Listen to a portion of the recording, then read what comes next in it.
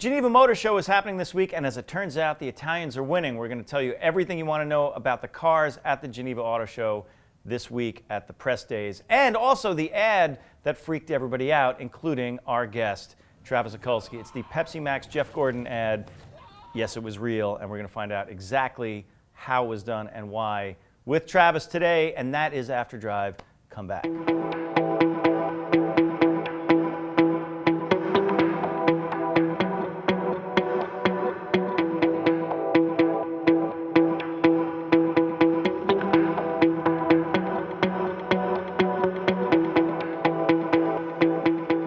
Geneva Motor Show is this week in Switzerland, of course, and as it turns out, the Italians seem to be winning with cars like the Alfa 4C Spider, a couple of concepts from Maserati and Fiat, and a turbocharged Ferrari for the first time in 3 decades. But first, we're going to talk about an ad that everyone else is talking about, and Travis Okulski, deputy editor of Jalopnik, made you famous, boy. I guess so. Famous. I got like 14 million views, something like that. Something like that. It's nothing I've ever thought would happen to me in my life. It's pretty insane. If you haven't seen it, so basically what happened was there was an ad for Pepsi Max that Jeff Gordon starred in, where he takes this, what was it, a car salesman. I'll give you a quick rundown. Yeah, why don't you give me a quick rundown? So there was an ad last year. It was for Pepsi Max, and he was supposed to take a test drive in a new Camaro, and Jeff Gordon was disguised like a rube who didn't know how to drive. So he gets in the car, and the salesman is like, take her easy, whatever, and then he goes out, and he whips it around, and he does all these stunts, and the guy's screaming and going nuts. Yeah, he's coming to kill you, and all that stuff, right? Fantastic ad. Awesome Great watch. viral ad, a lot of pickup. A lot of fun, and 40 million total hits, I think, were on this ad. Exactly. Awesome. But the problem is, they're passing off as Jeff Gordon driving, and then you analyze some things, not everything adds up. There's burnout marks in front of the dealership that were obviously from practice runs that a salesman at the dealership would probably have noticed. Right. There's the car's labeled an 09, no Camaros are built in 09, and it was a 2013. So you picked all this stuff apart and wrote a piece on Jalopnik about how it was a fake. And I spoke to people on set. I know who drove the car. I've spoken to the guy who's driven the car, so I know that it was not as real as they said it was. So, I wrote 3 stories. I made probably 5 phone calls a year ago. I haven't thought about it much since. It was a while back, yeah. So, or late last month, I was told that there's an ad being filmed for the new Z06. It's going to be filmed in North Carolina. Right. Ray Wirt, former editor-in-chief of Jalopnik's, working on it, and because of the Corvette leak that we had in 2011 before the 2014 car came out. That's right. We thought there might be a chance that we wouldn't get to drive the Z06. Because Chevy was pissed off. Right. So the idea was get someone down there, get some seat time in the car, and then if we don't get invited, we have something to back it up. So I go down to Charlotte, February. So that was a pretty good ruse to get you down there. It was a great ruse. Because you want to drive the car, and why not? I'd be on a plane in a minute. Yeah, exactly. And you figure the marketing side of our business works a lot different than the PR side. Right. So there is obviously the PR car wouldn't be available yet, but there is a very solid chance that there is a marketing car or there is a show car being used to film an ad. So it adds up. It happens all the time. It makes sense. But it would be it would be a real coup if you could drive that marketing car before other journalists. Yes. So that would have been kind of enticing to get down there and drive it. Right. The whole point was just to have a backup. We weren't going to write about it until the embargo dropped and we didn't get to drive the car. So it was just a backup in case Chevy said you can't drive the Z06. Right. So I go down there. I'm staying in a Quality Inn. I'm told that they have a local cab service that's going to come pick me up at 1:30 to take me to Rockingham Speedway where the car is. Right. I get a call at 1:30 because it was pouring rain the morning before, and we're a little behind. Okay, no big deal. I hadn't eaten all day because I didn't have a car to go anywhere, and I'm in the middle of nowhere, North Carolina. I get the call at 4 o'clock. The cab is going to be there in half an hour. Right. 15 minutes later, I get a call, cab's here. So I go downstairs, I go outside, I approach it from the rear. First thing I know is Chevy Caprice. Yeah, and from here, we've seen everything that happens next. Like where you get in the car and there's that guy with the neck tattoo. Right. And by the way, anybody who's ever taken a cab anywhere has been in a cab with a sketchy-looking dude with a neck tattoo. Oh, 100%. So it's not. I took 2 cabs today, and I was in both of them were sketchy-looking dudes. Right. So it's not that, and so you get in this cab, and just to cut to the chase, so to speak, you're in a car chase and Yes. you don't realize that it's fake and you're flipping out in the back of the car. Yeah. And Jeff Gordon is driving, cops chasing him, and then ta-da, he pulls into a garage and everybody throws confetti and Right. you get out and you hug Jeff Gordon and all's well that ends well. Right, and you know, there's people saying there's certain things in the ad like, why didn't you notice it was a Chevy Caprice? How Right. did you not know that this was a prank? Well, so basically what, right, the But- question is, people, because the first one was fake and because it's a commercial, everybody Right. just assumes that everything is fake. But you're saying, and I believe you because I saw your face, Yeah. I think it's real, and you're saying it is real. Oh, it's 100% real. And you know, people say, why didn't you notice? So you don't notice it's a Chevy Caprice. I did notice it was a Chevy Caprice. The point is, I thought it was bought at a municipal auction. Maybe they started selling delivery fleets. I didn't care. I was Right. going to drive a Z06. Well, but it's funny because people were starting to pick apart that ad Yeah. like they were picking apart the way you picked apart the first ad. So they were saying, yeah, it was a Caprice, but you just assumed that it was a cop car Caprice that went into the fleet, right? Right. Why didn't you ask the cabbie about it? Because I didn't want to talk to the cabbie. I wanted to just sit on my phone. I've got a 45-minute drive. I don't want to talk to the guy. Right, because that's another thing. It wasn't like a 5-minute drive. You were going to be in that cab for a really long time. I was told about an hour, actually, is what he said. And that didn't jive with what I was told how far the track was earlier from Ray, who told me that the track was 30 minutes away.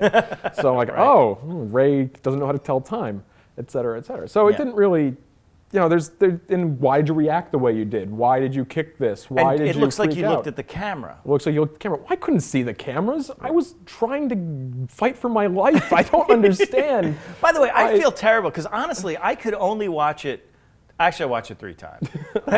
But the thumbnail of you, the big open mouth thumbnail. Wait, Ian, you got a picture of that, right? You got to show the giant open mouth thumbnail shot. Well, how do you think I felt the day Dude, the ad I comes felt out? terrible. The day honestly- the ad comes out and everyone's posting it on Facebook and linking to me. I've got 50 links on my Facebook wall. It's just me screaming. It's like, here's Travis screaming. I don't find it that funny. It's not It's funny. not funny for me. Because it looked honestly, it looked horrifying. It's because you kicked the partition. I kicked the partition. I'm screaming, screaming. Like, I've never yelled like that in my life. And I feel like I had a license to freak out because I thought I was kidnapped by an ex-con who got out of jail after 10 years. If you're in jail for 10 years, you weren't loitering. You weren't littering. You weren't like, you didn't shoplift a bag of M&Ms. No, you probably like stabbed somebody. Right, and honestly, like Jeff Gordon really, really pulled it off. Like honestly, I mean, I guess you didn't see his face, so his makeup may have looked a little sort of weird from the front. Right. But you're not looking at his face. His voice was dead on, though. He sounded like Here's the a thing. guy, like it sounded legit. For the whole thing, like if you're not looking out for any of these things, Right. I had no reason to suspect anything was off. Yeah. So people are like, that sounded like Jeff Gordon. Sure, it sounded like Jeff Gordon. Sounds like everybody in Charlotte. But what am I going to think? Jeff Gordon's driving the cab? I'd have to be a psychopath to go and be like, it's probably Jeff Gordon cranking me back. No. And it's funny because they did do a hell of a job on the cab because, granted, it was a Caprice, and you let that go, whatever, because why would you question it? I mean, Right. there's a legitimate reason why it might be a cab that was a cop car. But the number 44, was it 414, all fours or something? Yeah, it was whatever the area code is, 444-4444. Real cab company. But that's a real cab company. Real right? cab So company. a lot of people said, why didn't you realize it was a fake number? Because it was wasn't. real. It was a real. And there was other thing, like when we got pulled over, I thought it's probably because we were speeding. The speedometer in the cab doesn't work. Oh. Because, and I rationalize it this way, when I was a kid and I was driven to the airport by like my family go on vacation, the guy we'd always get to drive to the airport always unhooked the speedometer in his cars to keep the mileage down, so then he could sell the car with lower mileage than it actually had. Meanwhile, it had 800,000 miles. Right. Okay, so fine. Jeff didn't start the meter in the cab. Okay, it's a flat fare. They told me they were taking care of the cab. I don't care. I wasn't paying for it. There are a lot of things that you let go. I mean, honestly, I think when people assume their reaction in a stressful situation like that, I don't think you can really know what you're going to do until you're in it, because you're panicking. Your brain isn't functioning rationally like you are when you're sitting behind a laptop criticizing. Yeah. And I mean, honestly, I think a lot of people who were trolls did believe it. It's just a few people didn't. But They should believe it. It's very real. by the way, I'm glad you're okay. Thank you. I'm glad I'm okay as well. It really was, and we're gonna get onto cars in a minute, but honestly, like that looked scary as hell. Well, the thing is, right, so my day went from being, I'm on my way to drive the Z06, euphoric, to thinking I'm going to die, Right. to meeting and hanging out with Jeff Gordon. So my day ended so much better than I thought it was going to 3 minutes earlier than that. Yeah. Oh, the other thing was that a lot of people say that they would never have filmed it without you signing something beforehand, but that's not true. I mean, a lot of people just sort of have been repeating that. That's not necessarily legally the case. I signed it. I mean, there would be no ad if I didn't sign off. Right, but and you did sign off. something I signed off afterwards. Right, right. But you didn't sign anything beforehand, and you didn't know about it beforehand. Knew You're nothing. saying it on Afterdrive. I'm giving you the drive. I'll look right into the camera. This ad is 100% real. It's not faked in any way. I didn't get paid by Pepsi. And we're not getting paid by Pepsi to talk about it. We're not getting paid by Pepsi to Just so you talk know. about it. I wish we were. This is an Afterdrive exclusive. I wish this were Just an for ad you. because then we could get some money from it. But that's a whole other story. yeah, so it's 100% real. It's the realest thing that ever happened. And Jeff said the other day he doesn't think something like this could ever happen again. And I tend to believe that. I don't think that there's people that would take that much risk. And It was a risky proposition, honestly, for them to do it. It sounds like something that if anything went wrong, yeah, you know. I'm not a very litigious person. Well, that's good to know. Yes, it is good to know because a litigious person would have, you know, maybe I'll become a litigious person. Maybe- I could have yeah, millions well. of dollars. No, I wouldn't do that. It's not Yeah. worth it. Well, also you signed anyway, so now you're Yeah, done. yeah. All right, so Geneva Motor Show. Good transition. You like that transition? I've been working on that segue all day long. It's great. And by that, I mean nothing. I mean, I haven't been working on it. So there's cars. So cars. Let's talk about an engine first, though. Okay. I want to show you something really quick that will kind of blow your mind.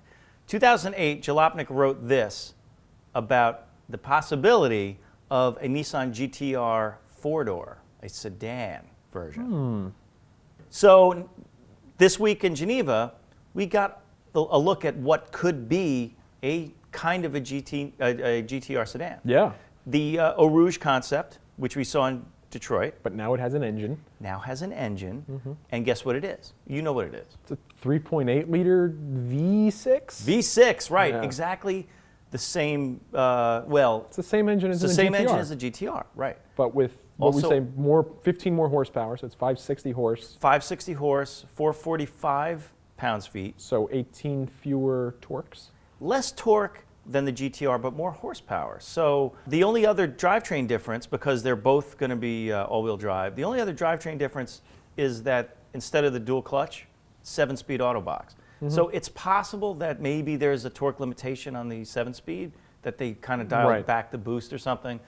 But that's kind of interesting. What do you think of? Do you think the Eau Rouge would qualify for a four-door GT-R? I mean, it's going to be as close as we're going to get, probably, right? Okay, there you go. I think it does, but I'm interested to know. I'll be interested to find out what gearbox they're using because it's not the ZF 8-speed. Obviously, it's a 7-speed automatic. Right. I think the acceleration figures have it in the high threes, 3.6, I think, something like that, which is very fast. It's fast, yeah. It's not as fast as the GTR, but it's very fast. Yeah. I guess because it's heavier, and it would be.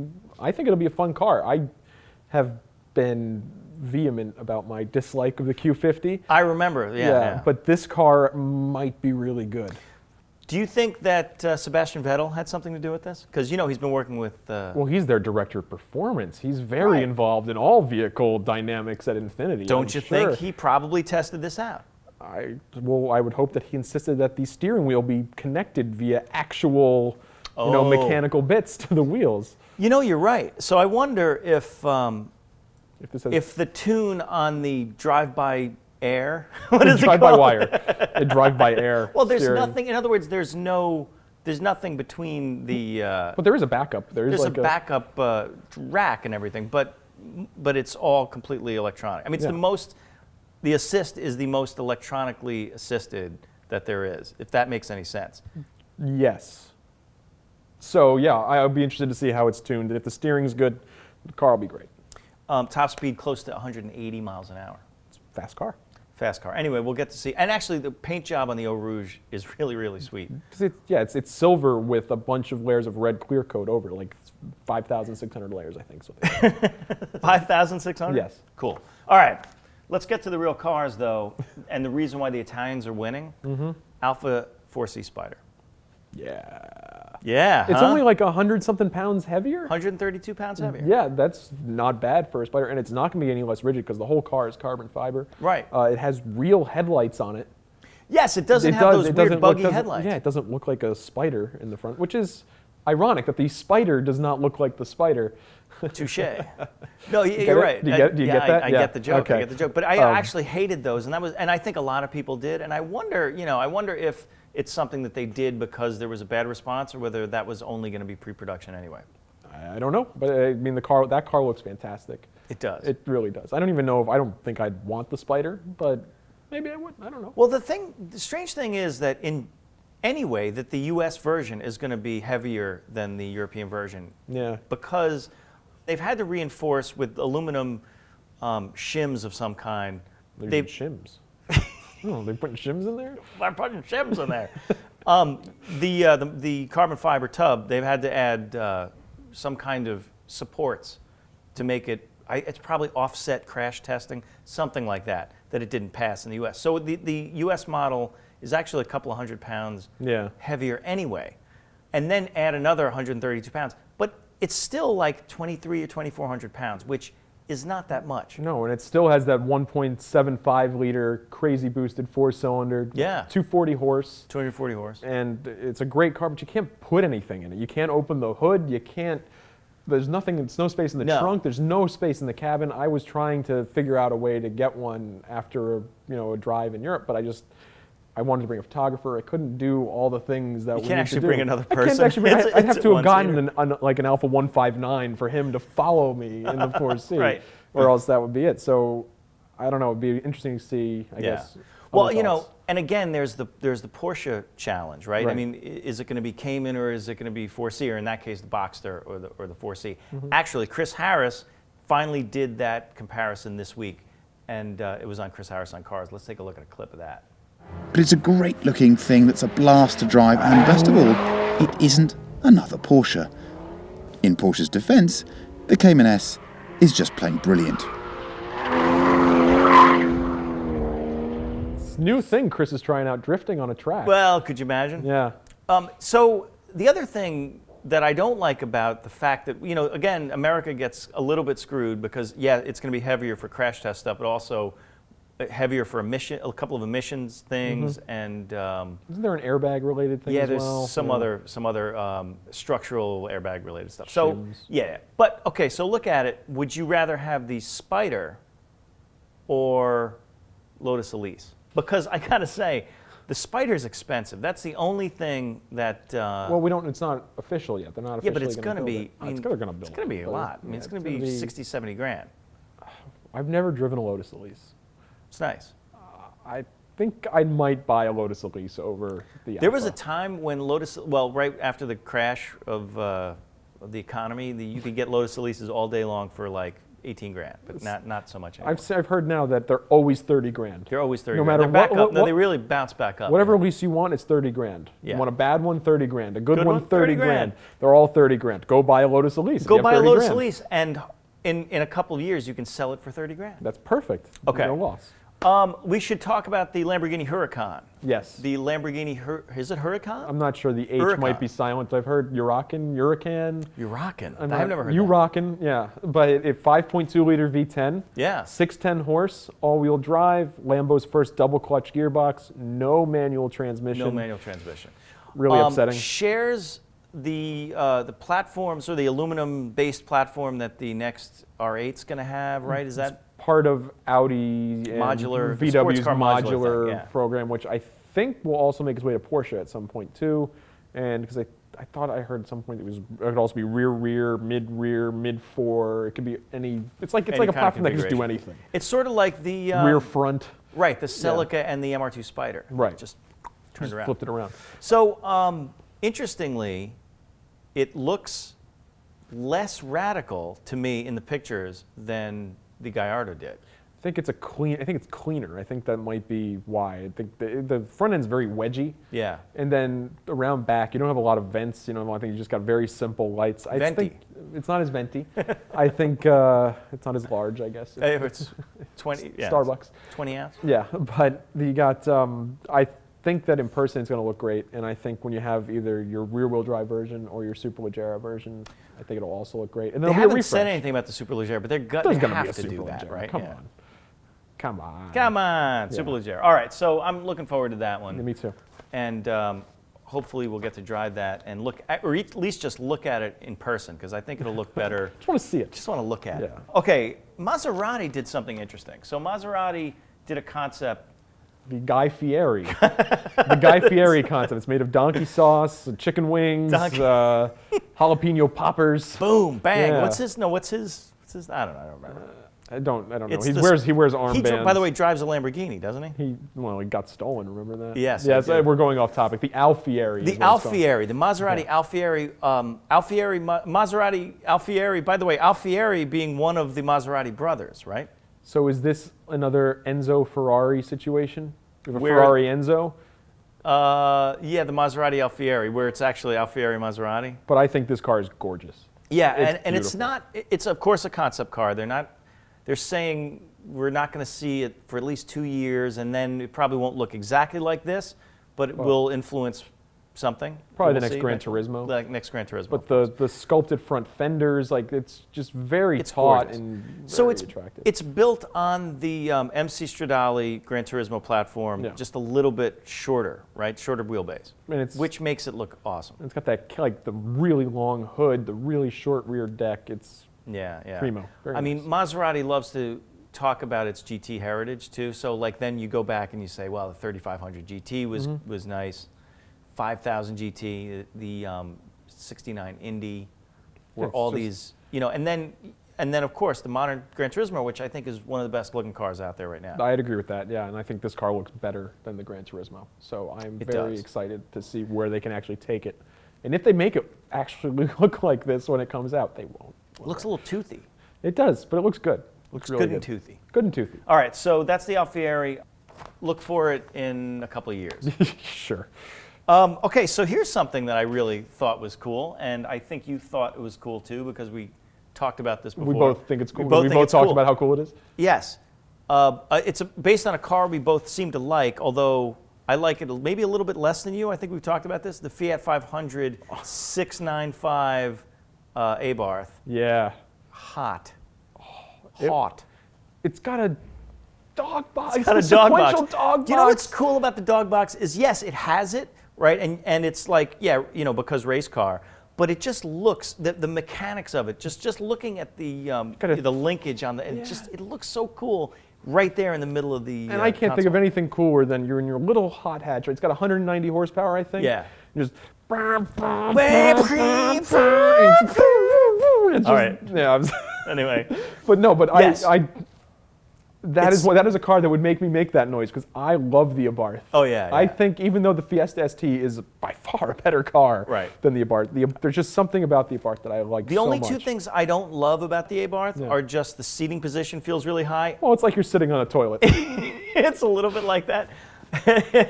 And the steering feel is feels a little artificial and kind of strangely, it doesn't really load up. It makes me feel like I have lockjaw. You ever get that feeling where like it's just No, I get it. I like understand.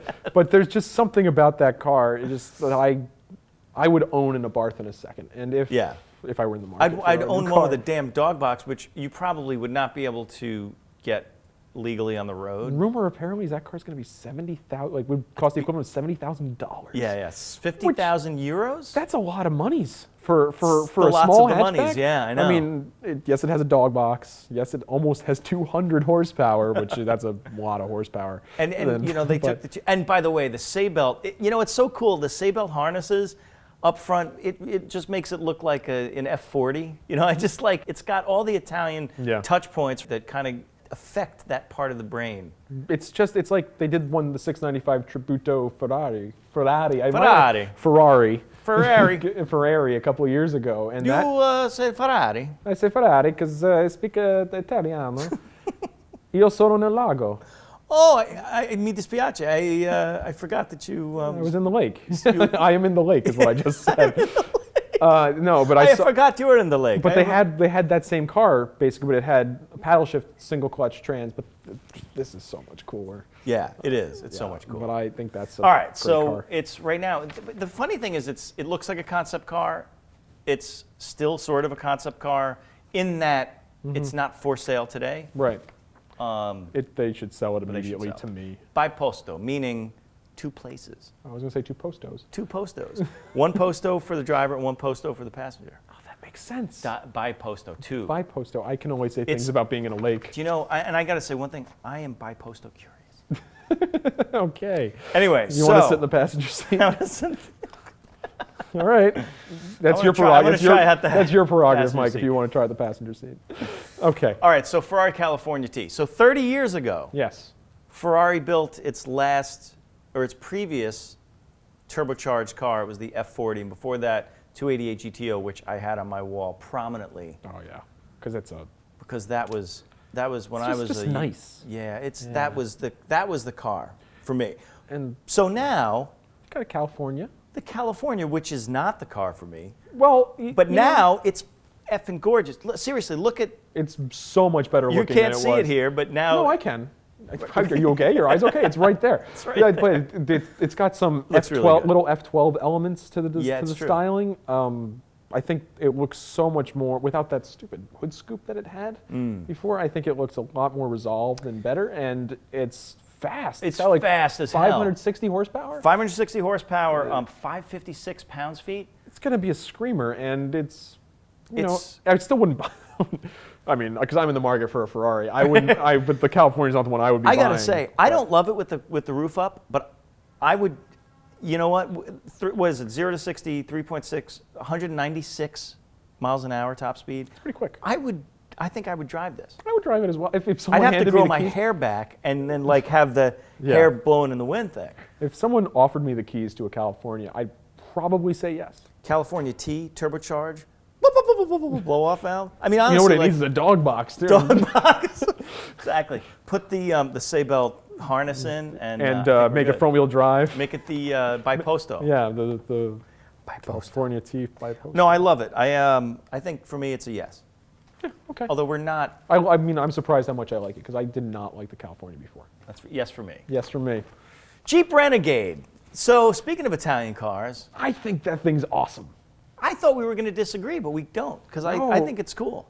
And I know so many people that are now said like, I hate it. It's terrible. Screw people. Screw them. You know, you can drive. It's like I don't care what people say. I like it. I think it's of course it reminds me of the Panda 4x4 Isn't in it Italy. based on a Panda 4x4 or was it based on the 500L? They haven't talked about. Yeah, wasn't clear on that. Well, the Panda 4-wheel drive system is probably really close to this 4-wheel drive system. Yeah. But yeah, there are some differences between this. But yes, the 500L, the big weird-looking 500, is sort of this. There's just something about this. It's like a little kid trying to be tough. So it's got 5 off-road modes, like mud, sand, quicksand, I don't know. Swamp, grapes. I don't know. Yeah, it makes wine. I think this will be a surprise. I think a lot of people are going to not like it and think it's going to be terrible, and I think it's going to be really damn good. It's going to be the Ford Fiesta ST of Jeeps. Yeah, it's going to be the little heavyweight. The little heavyweight, the car that everybody dismisses, and then all of a sudden, slugger. Yeah, the little slugger, and then drives and then realizes, oh my God, this was the one, and I overlooked it because I was looking at. I just can't. Can Jeep make a smaller car than Jeep this? can't make a smaller. This is the smallest Jeep ever, of course. Well, what if they just chop the back seats off? Wait a minute. They say this is the smallest Jeep, but I can't imagine it's smaller than a CJ3 from like the early '60s. Like I would imagine it's probably about the same size. Yeah. Maybe. But probably not. If it's that small, it's probably going to be. I mean, the Panda. If you've ever seen a Panda up close, are tiny. They're tiny. Yeah. But a lot of like adorable. hunters in Italy, traipse around looking for wild boars in those little Panda 4x4s. I think it'll be a hit. I think it'll be a great car. It'll be, and then you could put a boar right on the roof. What's got a removable roof? Right. It's got sky roof or whatever Or they're calling free it, or roof. My Sky, or free. It's got the twin room moonroof free. thing. I don't know what they're calling it. Moon me. I don't know, but Moon me. Moon and me. I just think you can roof the roof. I think that's a neat. Take the feature. roof off. I think it's a very neat car. All right. So Jeep Renegade, very much the dark horse. Yes. as it were. I'd go with that. All right. So wrapping up the Geneva Auto Show, I want to show you something. A design and engineering firm from Germany called EDAG, not EGAD. I was about to say that. Not EGAD, Yeah. it's EDAG. Here's the car structure of the future that can be printed out by 3D printer. So basically this structure is based on the design of a turtle. And So it's an exoskeleton. it's an exoskeleton with an endoskeleton inside it. Okay. So It's a very strong, lightweight structure, but the interesting thing is it can only be produced by machine. It actually can't be, I mean, I guess someone would have to hand make it, but it's actually designed to be printed out by 3D printer, which is kind of cool. And as technology moves forward, we'll probably see more larger car parts being produced by 3D printers as it gets cheaper to do that. So this is actually kind of cool. I don't know if you'd want to drive a car that looks like a turtle. I don't see Probably why. not so much. Is it faster? Faster than a turtle? Yeah. Probably. Well, the thing with Falling 3D, off a cliff it is, because this one has no wheels. So I don't know. the thing with 3D printing is that it's actually popping up in some cars now from, I guess, low volume people, like Hey, the we should- Koenigsegg Koenigsegg. 1:1. The 1:1. So to set this up, you went to Sweden. I went to Sweden. I went to the Koenigsegg factory, Right. and I saw the last 3 days of the car being built before the show. Exactly. And it looks a lot like the old one, but it's very different. It's got a lot of new technologies. And actually, Drive has a new show coming up. It's Inside Koenigsegg. called Inside Koenigsegg 2. So on the 1:1, Yeah. they use 3D printing in a number of, I guess, non-structural areas, but the internals of the turbocharger Yeah. are 3D printed. That's pretty cool. The exhaust, the tip, is the largest piece of 3D printed titanium ever. It takes them 3 days to make it. Wow. It's great for a low volume manufacturer, but Yeah. you've got a car that there's varying reports on the power and weight of it. We were told by Christian von Koenigsegg Who that should it know? is 1,360 horsepower and 1,360 kilograms. There's Which other reports. that's the 1:1. 1:1. 1:1. But there's other people saying that it's 1340. So I don't know if anything What changed. other people? Like he's the guy who built But there's it. other people saying, because I guess they looked up what a megawatt is, because they're calling it a mega car because they say it has 1 megawatt of power.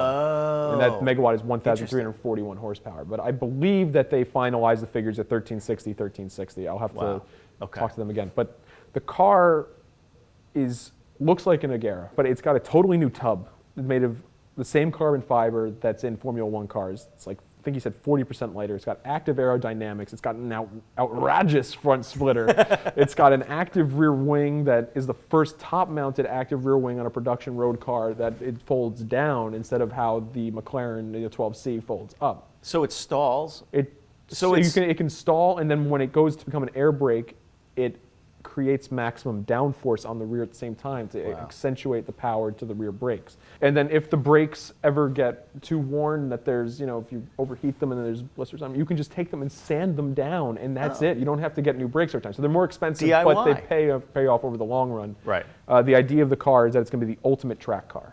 They're not necessarily going for top speed, but that's just a byproduct of it. They're taking it to tracks to develop it, and it has a GPS-enabled active suspension. We were talking about that on a previous Afterdrive show, if you watch your Afterdrives. It's ridiculous because they're going to tracks. Yeah. And they're plotting out the optimal setup for each corner. And when the car reaches that GPS data point, it'll adjust for that corner. It is insane. So that was, basically that's the Nürburgring setup that we were talking about on the show a few weeks ago. It's nuts. Insane. And it's got an iPhone app where you can, so instead of looking at your G meter while you're driving and crashing off into a bunch of trees, because if you're looking at your G meter when you're driving, you're not driving fast. Yeah, really. Yeah, exactly. So it gives you all your data on the phone to recreate everything. They call you? On the They phone? don't call you. Yeah, Christian calls you up and lets you know your maximum G on this track was 2G. It supposedly can pull. It's a 2G car on street tires. Damn. It's- Well, by the way, when you say street tires, we're talking about bespoke tires We're talking built about for the bespoke car. Michelins that can Right, go 440K, which is, I mean, I think the equivalent is what we were told when I was there, about 280 miles an hour is what they're shooting for. Wow. And there's no place in the world they can reach it, except Aerolessine, which is Volkswagen's test track. Yeah. Volkswagen's not going to be like, yeah, go up, break our record there. Yeah, go ahead. Right. Yeah, it's See, all that's yours. the problem with them owning that. Is Yeah. that who's going to go there? That's the problem. But the car, you know, you go to Koenigsegg for the first time, and you don't think that it's this type of operation that it is. Yeah. It's amazing. It's Wow. they do everything themselves. Well, definitely go over to Jalopnik to check out that article that you wrote Yes, about your please do. time there. Yeah, it's cool. The car looks amazing. I know that people aren't thinking that it's great because it looks like the old one. It's not about looks. It's about what's underneath. It's amazing Yeah. stuff. So, you know, read your piece, watch Inside Koenigsegg 2 coming up on Drive. And that's it for After Drive today. Travis, Mike, I'm glad you're alive, man. I'm glad to be here alive. Glad Jeff Gordon didn't He's not here, is he? kill you in prison or something, or you didn't end up on, you know, in some chase with a helicopter over you or something. I'm serious. Glad you're alive. Great, thank you. And that's it for After Drive. We'll see you guys next week, and we'll be talking about something else. So don't forget. Bye-bye. We're on Thursdays. Oh, After Drive on Twitter, Facebook.com/DriveTV, right, exactly. drive.jalopnik.com, Look at this guy. Instagram.drive.net, Mike Spinelli's Twitter.com. Wait a minute. Also, drive.jalopnik.com. I think I said that one. Did you say that? Drive.jalopnik.com. That's the most important one. Yeah. Okay. All right, see you next week. Bye. I won't be here All right. next week, probably. SaveTheEnzos.com.